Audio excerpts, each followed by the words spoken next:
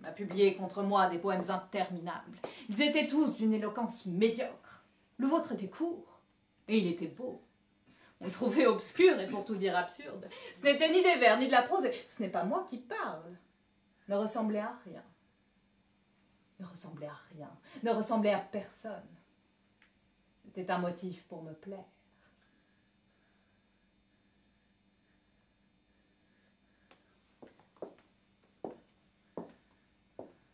Approchez. Approchez!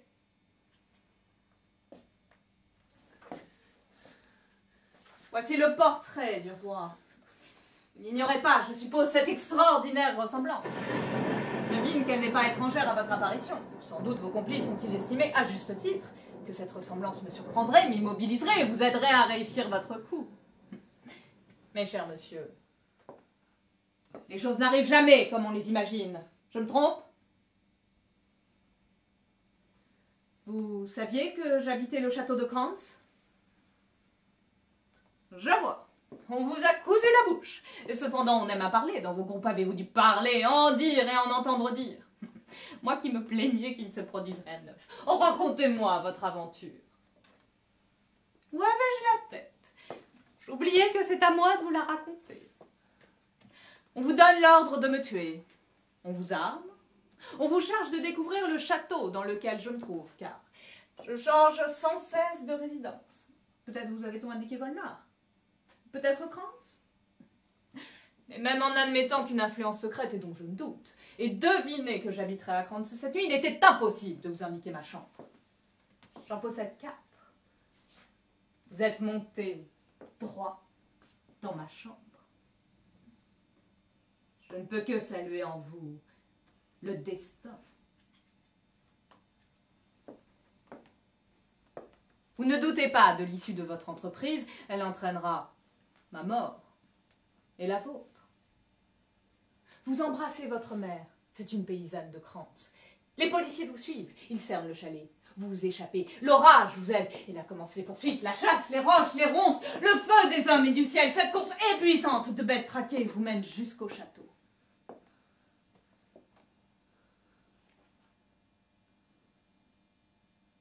Dans cette chambre,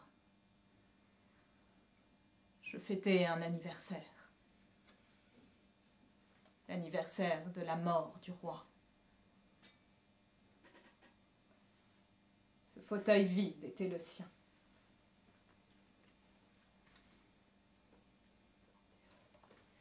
En bas, dans l'ombre, vous manquez, vous trouvez mal de fatigue.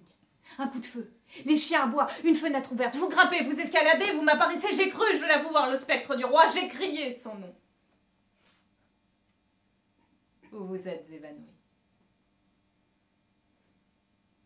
Mais ce n'est pas de cette façon que les spectres s'évanouissent. Ils ne s'évanouissent qu'au chant du coq.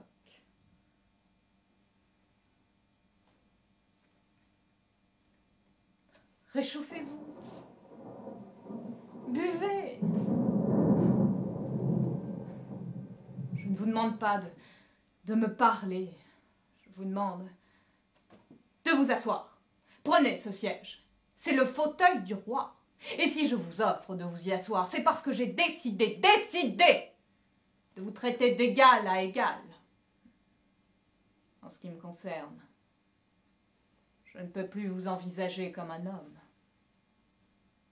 Cher monsieur, vous êtes ma mort.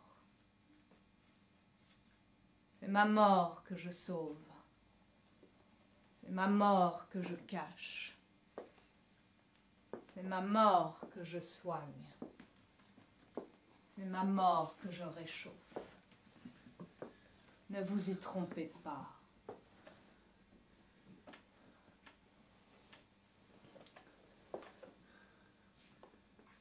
Parfait.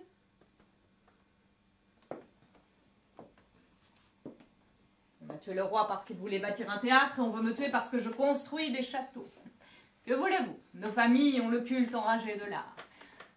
Moi, je rêve de devenir une tragédie.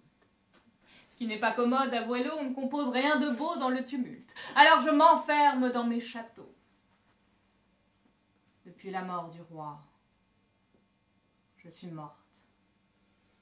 Mais le deuil le plus dur n'est pas une vraie mort. C'est morte comme le roi qu'il me faut être. J'ai même obtenu de mes chimistes un poison qui est une merveille et que j'ai suspendu à mon cou. La capsule est longue à se dissoudre, on l'absorbe, on sourit, on sait que l'on porte sa mort en soi et nul ne s'en doute. On monte à cheval, on galope. Quelques minutes après, on tombe de cheval. Le tour est joué. Mais je n'implorais pas cette capsule. Je me suis vite rendu compte que le destin doit agir tout seul. Voilà 10 ans que tout ce qui me vient de moi et que c'est moi qui le décide. 10 ans d'attente, 10 ans d'horreur. J'avais raison d'aimer la foudre, j'avais raison d'aimer l'orage. La foudre vous a jeté dans ma chambre, vous êtes mon destin. Et ce destin me plaît. Que dites-vous? Mais dénouez-vous donc, tête de mule, sortez de ce silence qui vous tue. Criez, trépignez, insultez-moi. Qui d'autre que moi peut vous entendre? Vous êtes évanoui, est-ce ma faute? Je vous ai relevé, caché, sauvé. J'ai rompu en votre honneur avec toutes les convenances, tous les protocoles. Oh, me tuer va être plus difficile, je vous l'accorde. C'est une autre affaire. Il va vous falloir devenir un héros. Ce n'est rien de tuer par surprise, par élan. Tuer la tête froide et la main chaude exige une autre poigne. Vous ne pouvez plus reculer devant votre acte, il est en vous. Il est vous. Aucune force humaine ne pourrait vous en éviter le dénouement. Aucune. Sauf la pire de toutes. La faiblesse. Je ne vous fais pas l'injure de vous croire capable d'un échec aussi ridicule. Mais autant il me déplairait d'être la victime d'un meurtre, autant il m'arrange qu'un héros me tue.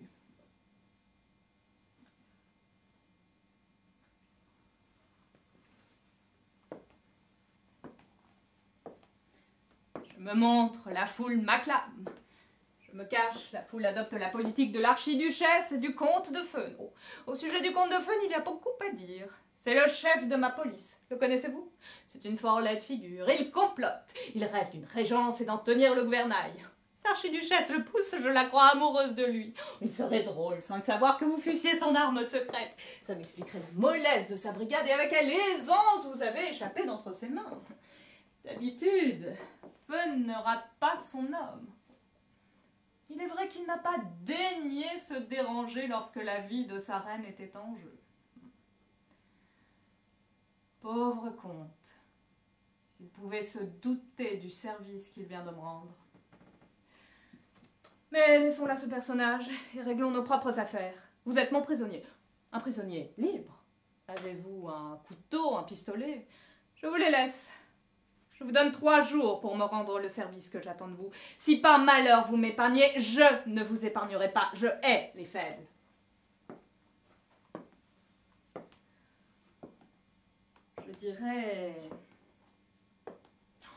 Je dirais que vous êtes mon nouveau lecteur. Et que pour vous introduire à Krantz, j'ai machiné cette nuit romanesque. Après-demain, mademoiselle de Berg, qui renseigne l'archiduchesse, aura ébruité le scandale. Nous n'avons, vous le voyez, pas un jour à perdre. Je me résume. Si vous ne m'abattez pas, je vous abats.